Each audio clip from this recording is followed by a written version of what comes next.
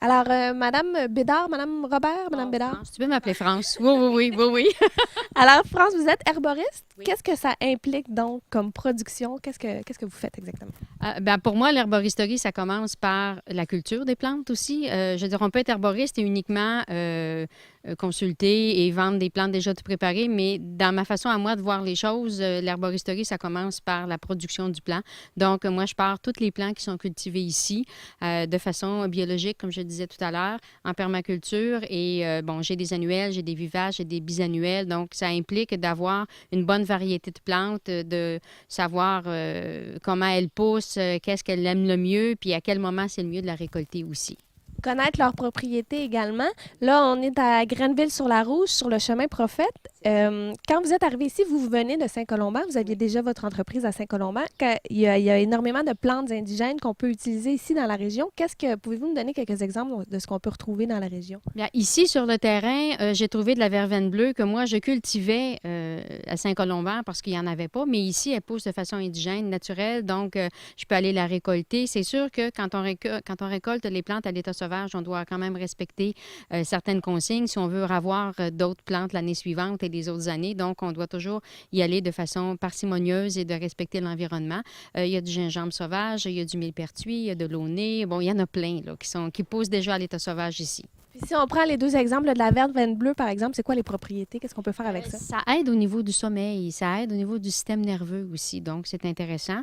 Par le temps qui court, je pense qu'il y a beaucoup de gens qui ont un système nerveux qui est un petit peu surmené. Donc, ça peut être intéressant aussi. Le millepertuis, on le connaît pour ses valeurs antidépressives, mais on le connaît moins ici pour ses propriétés au niveau du système immunitaire. Mais je dis, c'est une excellente plante qui va aider à relever le système immunitaire, comme on a de la verge d'or dans le champ ici, hein, puis on a entendu parler il y a quelques années de la verge d'or. C'est une plante qui peut devenir envahissante, mais qui a des propriétés intéressantes au niveau du système urinaire et tout ça. D'ailleurs, qu'est-ce que vous pensez de la mauvaise herbe? Est-ce que ça existe une mauvaise herbe ou pas du tout? Pour moi, ça n'existe pas. Pour moi, c'est une plante qui n'est pas au bon endroit, tout simplement. Parce que chaque plante a une raison d'être. Même si on ne connaît pas toujours encore ses propriétés, il y a toujours une raison. La nature fait toujours bien les choses. Donc, il y a une raison pour laquelle elle est là. Il nous reste à nous, les humains, à la découvrir. D'ailleurs, parlant d'herboristerie, comment vous trouvez que ça évolue là, au Québec, l'herboristerie? Est-ce que vous avez encore une image de sorcière qui vit éloignée avec des potions, puis des onguents? Est-ce que vous luttez encore contre l'industrie pharmaceutique? Qu'est-ce qu'il y en est là, de Oui, l'herboristerie? oui, oui, c'est encore difficile. Et puis, de ce qu'on peut voir, ce qui s'en vient, ça, c'est pas très reluisant non plus.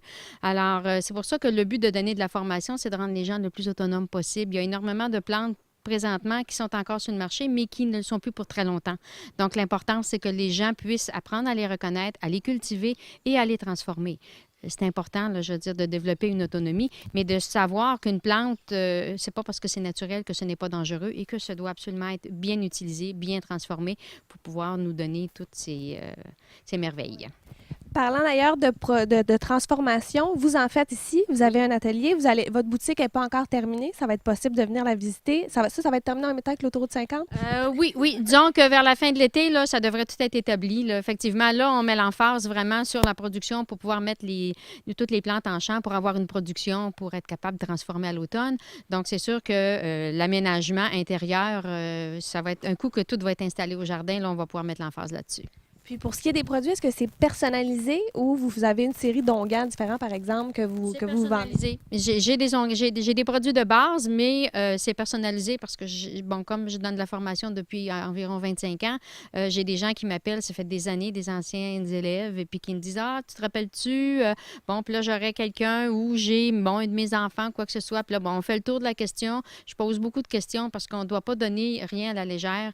Comme on ne connaît pas toujours l'histoire médicale de la personne, il faut toujours être très prudent. Est-ce que la personne prend de la médication? Est-ce qu'il y a des allergies, des intolérances? Il faut tout vérifier, tout ça aussi. Et puis ensuite, ben, je veux dire, on va créer quelque chose qui va correspondre aux besoins de la personne, oui. Juste avant maintenant de passer au prochain reportage, est-ce qu'il n'y a pas une herbe que vous pourriez dire, ça, il faudrait prendre ça tous les jours ou vraiment ça dépend comment en tisane? Oui, bien, je veux dire, c'est sûr que moi, j'ai un parti pris pour l'ortie. Alors, même si c'est une plante qui est, bon, disons, très mal aimée, parce que lorsqu'on y touche, ça nous donne une sensation de brûlure et tout ça, mais un coup récolté, là, je veux dire, c'est une merveille. C'est pour le faire que ça donne?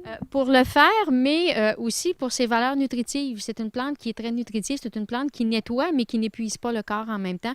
Donc, c'est une plante qui pourrait être consommée de façon régulière sans problème.